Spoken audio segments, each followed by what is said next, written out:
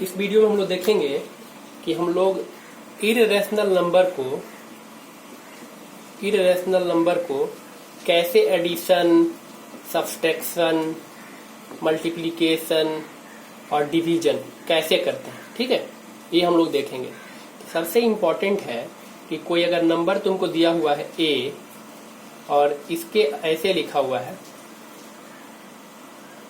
n कहाँ है, इसके भीतर है, इसके बाहर रहेगा तो अलग मतलब हुआ, n कहाँ पे है, इसके भीतर है। ठीक है, और ये कोई नंबर है a जो इसके भीतर है रूट के, तो इसको लिख सकते हैं हम लोग a का power 1 divided by n। Example के लिए जैसे मान लो लिखा हुआ है √2, तो इसको क्या लिख सकते हो, 2 का पावर 1/2। अगर लिखा हुआ है √5, तो इसको क्या लिख सकते हो, 5 का पावर 1/2। अगर यहाँ कुछ लिखा हुआ नहीं है तो हम लोग क्या बाई डिफॉल्ट मानते हैं कि यहाँ पे क्या लिखा हुआ है 2, कुछ नहीं लिखा हुआ है तो हम लोग क्या मानेंगे, जैसे मान लो अगर ऐसे लिखा हुआ है 5, तो इसको हम लोग क्या बोलते हैं, +5 है, प्लस लिखने का जरूरत नहीं पड़ता है अलग से। तो वैसे ही अगर ऐसे लिखा हुआ है, रूट खाली लिख के छोड़ा हुआ है, तो बाई डिफॉल्ट हम लोग उसको स्क्वायर रूट मानते हैं। हम लोग मानते हैं यहाँ क्या लिखा है, यहाँ हम लोग मानते हैं कि 2 है, कुछ नहीं लिखा हुआ तो हम लोग 2 मान लेते हैं। तो इसका ये मतलब हुआ, इसका ये मतलब हुआ। ऐसे ही अगर लिखा हुआ है तो यहाँ देखो, जब भी कोई अलग चीज रहेगा तो यहाँ लिख देगा, यहाँ पे क्या लिख दिया, यहाँ 3 लिख दिया, इसके भीतर लिखा हुआ, ये ध्यान रखना। इसके बाहर अगर ऐसे लिखा रहेगा तो इसका अलग मतलब है, इसका मतलब है कि ये मल्टीप्लिकेशन में है। ठीक है, लेकिन अगर इसके भीतर लिखा हुआ है, इसके भीतर है ना, यहाँ लिखा हुआ है, तो इसका अलग मतलब है।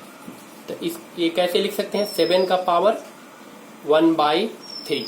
यहाँ तक कोई डाउट नहीं, मतलब जो यहाँ लिखा रहेगा पावर में उसी चीज को लिख देंगे, यहाँ तक कोई दिक्कत नहीं है। अब आते हैं हम लोग कंसेप्ट पे, इसको लिख लेना, नोट कर लेना, नोट में पहुंच कर।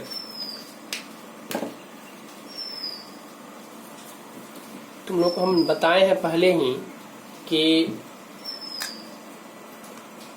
कोई भी नंबर अगर लिखा हुआ है रूट के अंदर, तो पहला काम क्या करना है, सिंप्लीफाई करना है। सिंप्लीफाई का मतलब हुआ कि जो भी नंबर रूट के अंदर लिखा हुआ है उसको क्या करेंगे, फैक्टराइज करेंगे। और चूंकि ये स्क्वायर रूट है तो इसमें 2-2 का पेयर बनेगा। अगर क्यूब रूट रहता है तो उसमें 3-3 का बनता है, 3 रहेगा तो उसमें से 1 बाहर जाएगा। जैसे अगर ऐसे है, यहाँ 3 लिखा हुआ है, मतलब 3 ठो में से 1 बाहर जाएगा। इसका आंसर क्या हो जाएगा, 2 हो जाएगा। इसका आंसर हो जाएगा 2, क्योंकि यहाँ पे क्या लिखा हुआ है 3, मतलब 3 में से 1 बाहर निकलेगा। ठीक है, रूट के भीतर 3 ठो रहेगा कोई चीज, तो उसमें से 1 बाहर निकलेगा। लेकिन अगर स्क्वायर रूट है तो इसमें क्या करना पड़ता है, पेयरिंग करना रहता है, मतलब 2-2 का पेयर। तो इस 2 में से तो 1 बाहर निकल जाएगा, लेकिन 1 बच जाएगा। तो इसका आंसर क्या हो जाएगा, रूट कोई 8 लिखे हुआ है और कोई 2√2 लिखा हुआ है, एक ही बात हुआ। तो सबसे पहला काम हम वही बताए कि कोई क्वेश्चन दिया हुआ है तो उसको फैक्टराइज करो, और अगर स्क्वायर रूट है तो पेयरिंग करके जो बाहर निकलने वाला है उसको बाहर निकल लो। यहाँ नहीं लिख देना 2, यहाँ लिखने का जरूरत नहीं है। ठीक है ना, लिख दिए 2√2, कोई √8 लिखा है, कोई 2√2 लिखा है, एक ही मतलब हुआ। तो ये ज्यादा सिंपलेस्ट फॉर्म है, ये क्या हुआ, ज्यादा सही फॉर्म हुआ, सिंपल फॉर्म हुआ। ठीक है, अब हम लोग आते हैं अपने क्वेश्चन पे। क्वेश्चन है कि अगर स्क्वायर रूट है, स्क्वायर रूट में 2 है, तो ये जब भी ऐड होगा या सब्सट्रैक्ट होगा तो √2 के साथ ही होगा, √3 के साथ कभी ये ऐड सब्सट्रैक्ट नहीं होता है। मतलब इरेशनल नंबर अपने ही टाइप के इरेशनल नंबर से ऐड होता है, दूसरे टाइप या सब्सट्रैक्ट होता है, दूसरे टाइप के इरेशनल नंबर से ऐड और सब्सट्रैक्ट नहीं होता है। इसके साथ ऐड और सब्सट्रैक्ट नहीं होगा, मल्टीप्लाई हो सकता है लेकिन ऐड और सब्सट्रैक्ट नहीं हो सकता है। जैसे लिखा हुआ है 5 ठो √2, 5 रूट का मतलब हुआ कितना √2 है, 5 ठो। मेरे पास 5 ठो √2 है और इसमें से कोई 3 ठो √2 मांग दिया, तो कितना बचेगा मेरे पास, 2√2। मतलब कि बाहर में जो लिखा हुआ है इसका आपस में सब्सट्रैक्शन और एडिशन होता है। जैसे लिखा हुआ है किसी के पास 8√3 प्लस 3√3, तो क्या हो जाएगा इसके पास 8 ठो √3 है, इसके पास 3 ठो √3 है, तो दोनों जुट के कितना हो जाएगा 11√3। मतलब रूट के बाहर जो नंबर रहता है उसका एडिशन और सब्सट्रैक्शन होता है। ये क्लियर हो गया पॉइंट। और मल्टीप्लीकेशन जो होता है, अब जैसे मान लो ये लिखे हुए हैं √8 प्लस √2, तो इसको डायरेक्टली हम लोग नहीं जोड़ सकते। हम तुमको बताए हैं कि पहला स्टेप क्या करना है, देखना है कि रूट के भीतर जो चीज लिखा हुआ है सिंपलेस्ट फॉर्म में है कि नहीं। ये तो सिंपलेस्ट फॉर्म में है, इसको तो वैसे ही लिख लेंगे, लेकिन ये सिंपलेस्ट फॉर्म में नहीं है। इसको सिंपलेस्ट फॉर्म में कैसे लिखेंगे, तो √8 को फैक्टराइज करेंगे, ऐसे लिख सकते हैं। तो ये लिख देंगे 2√2 और ये √2, तो कितना हो जाएगा 3√2, इसका आंसर हो जाएगा। क्या बोले कि इसको सिंपलेस्ट फॉर्म में लिखेंगे, लिख दिए, तो इसको कैसे लिख दिए 2√2। अब हम इससे के साथ कर सकते हैं, इसीलिए बोले हैं कि कोई भी क्वेश्चन दिया रहेगा तो तुमको सबसे पहला स्टेप क्या करना है, देखना है रूट के भीतर जो चीज लिखा हुआ है वो सिंपलेस्ट फॉर्म में है या उसमें से कुछ बाहर निकाल सकते हैं। अगर निकाल सकते हैं तो उसको सिंपलेस्ट फॉर्म में लिख लेंगे ऐसे, ठीक है।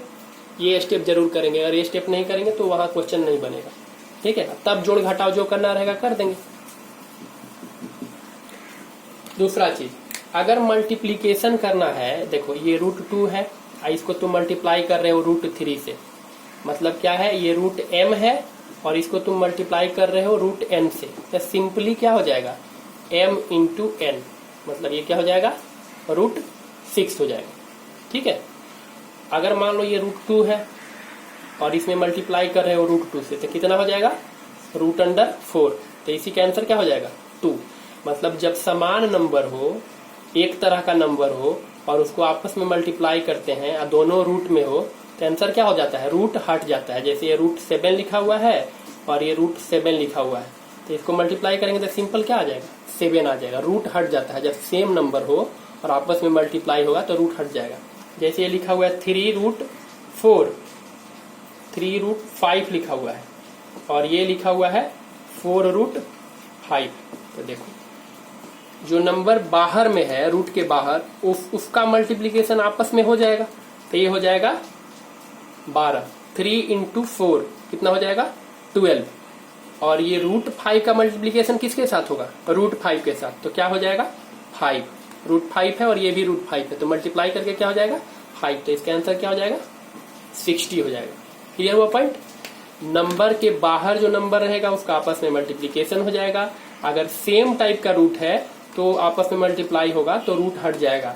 अलग अलग तरह का रूट है, आपस में मल्टीप्लाई होगा तो सिंपली मल्टीप्लीकेशन करके ऐसे लिख देंगे, ठीक है। यहां तक क्लियर हो गया।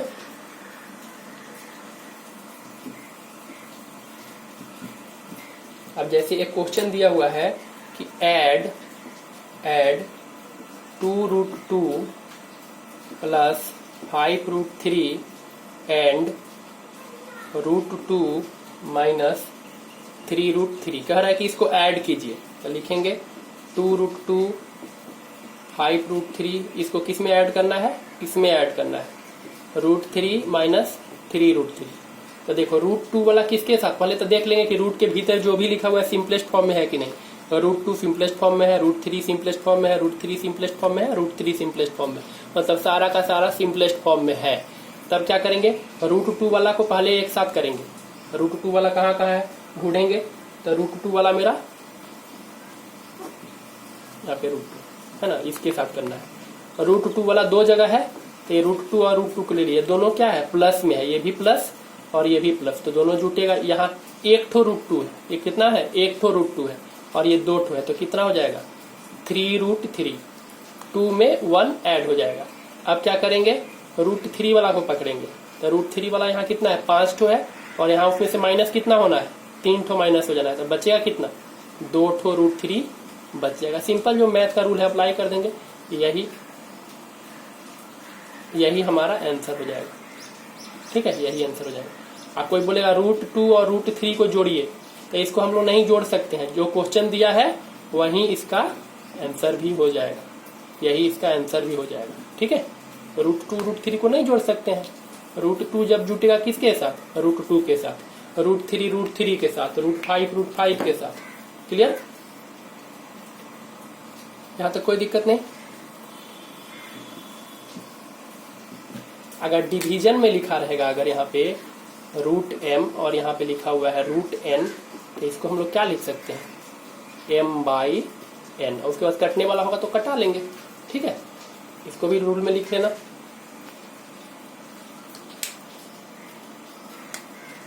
जैसे लिखा हुआ है क्वेश्चन में, 8√15 को डिवाइड कीजिए 2√3 से, तो क्या लिख देंगे, 8√15 डिवाइडेड बाई 2√3।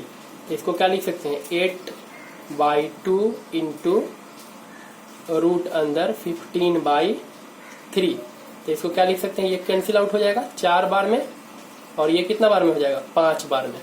तो यहाँ क्या बचेगा, √5 बचेगा, ठीक है। समझ में आया। ये 15 लिखा हुआ था, तो 15 को 3 से डिवाइड किए तो कितना हो गया, 5 हो गया। ये 5 हो गया, ये आंसर हो जाएगा। तो अब हम लोग इरेशनल नंबर का जोड़, घटाव, गुणा और भाग, 3 चीज देख लिए, addition, subtraction, multiplication and division. अभी हम लोग क्या क्या देख लिए, इरेशनल नंबर का एडिशन सब्सट्रैक्शन सीख गए। सबसे पहला स्टेप बताए हैं, हमेशा याद रखना है, जोड़, घटाव, गुणा, भाग कुछ भी करना है सिंपलेस्ट फॉर्म में पहले ले आएंगे, और एक टाइप का इरेशनल नंबर सेम टाइप के इरेशनल नंबर से जुटेगा या घटेगा। मल्टीप्लीकेशन अलग अलग टाइप का हो सकता है, ठीक है। डिवीजन अलग अलग टाइप का हो सकता है, लेकिन एडिशन और सब्सट्रैक्शन किस टाइप का होगा, और √2 के साथ ही जुटेगा और √2 के साथ ही घटेगा, ठीक है। तो ये सब तुम लोग क्वेश्चन कर लेना। इरेशनल नंबर पे बहुत सारा क्वेश्चन दिया हुआ है, ये सब कर लेना। उसके बाद से कुछ चीज हम लोग जो 9th में पढ़ चुके हैं, एक्सपोनेंट। एक्सपोनेंट मतलब पावर, वेरिएबल का पावर। जैसे लिखा हुआ है x का पावर 5, तो इस 5 को क्या बोलेंगे, एक्सपोनेंट बोलेंगे। x का पावर 5, इसको एक्सपोनेंट बोलते हैं। तो एक्सपोनेंट का क्या रूल है, जब दो नंबर है a और एक और नंबर है a, इसका पावर अलग अलग है या सेम है, उससे कोई दिक्कत नहीं है, बेस खाली सेम होना चाहिए। तो इसको क्या करते हैं, पावर को ऐड कर लेते हैं। जैसे एग्जाम्पल के लिए ये सब रूल लिखते जाना।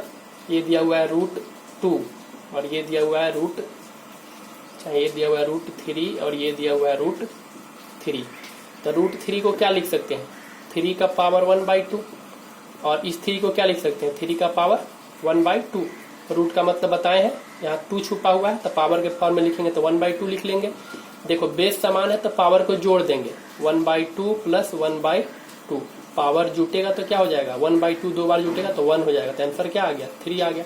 ऐसे भी हम जानते हैं कि रूट अगर सेम चीज में 2 बार मल्टीप्लाई होगा तो रूट हट जाता है, तो वो इस रूल के हिसाब से हटता है। अब हमको पता चल गया कि रूट क्यों हट जाता है, आंसर क्या हो जाएगा, 3 हो जाएगा। नोट करते जाना। दूसरा मेरा है कि अगर दिया हुआ है a का पावर m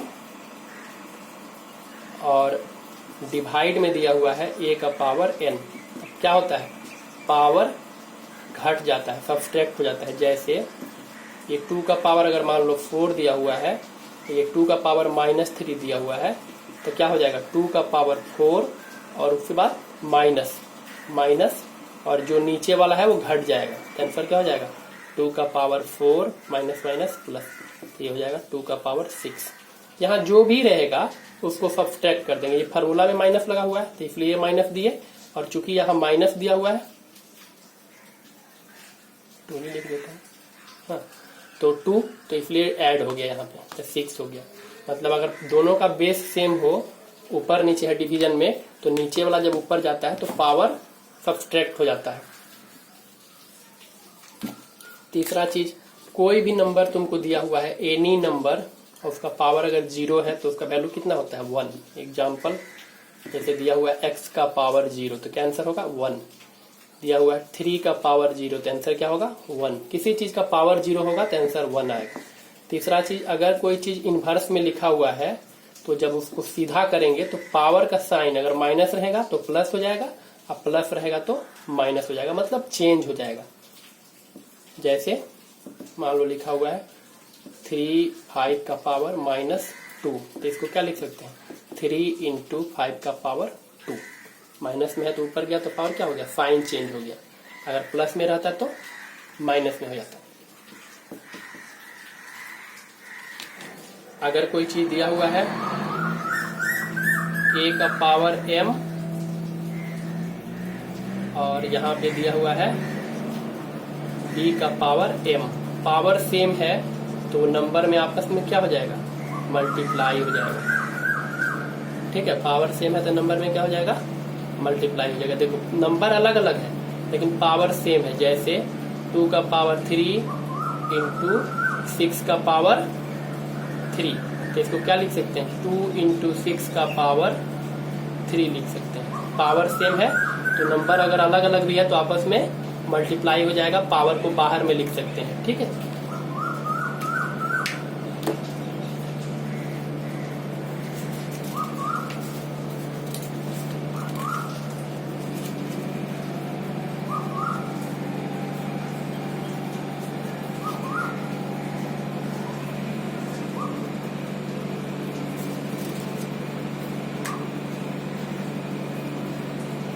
अगर कोई नंबर दिया हुआ है इसका पावर m है और एक और इस पे ब्रैकेट लगा हुआ है इसका पावर n है, तो पावर आपस में मल्टीप्लाई हो जाएगा, m इंटू n हो जाएगा। जैसे मान लो ये लिखा हुआ है 4 का पावर 3 और इसका पावर 2, तो इसको क्या लिख देंगे, 4 का पावर 2 इंटू 3, मतलब 4 का पावर 6 हो जाएगा। ठीक है, 2 बार ब्रैकेट में लिखा हुआ है पावर, तो उसको हम आपस में मल्टीप्लाई कर देते हैं। बस इतना ही रूल है। रूल समझ में आ गया, सबका एक एक एग्जाम्पल दे दिए। अब तुम लोग एक्सपोनेंट भी बना लेना, तुम लोग एक्सपोनेंट बना लेना।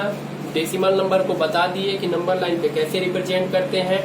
एक ही टॉपिक अब तुम्हारा बच गया कि अगर रूट अंदर जैसे लिखा हुआ है रूट अंदर 5.3, इसको नंबर लाइन पे रिप्रेजेंट कीजिए, कैसे करेंगे इसको हम अगले वीडियो में बताएंगे। एक वीडियो में और क्लियर हो जाएगा।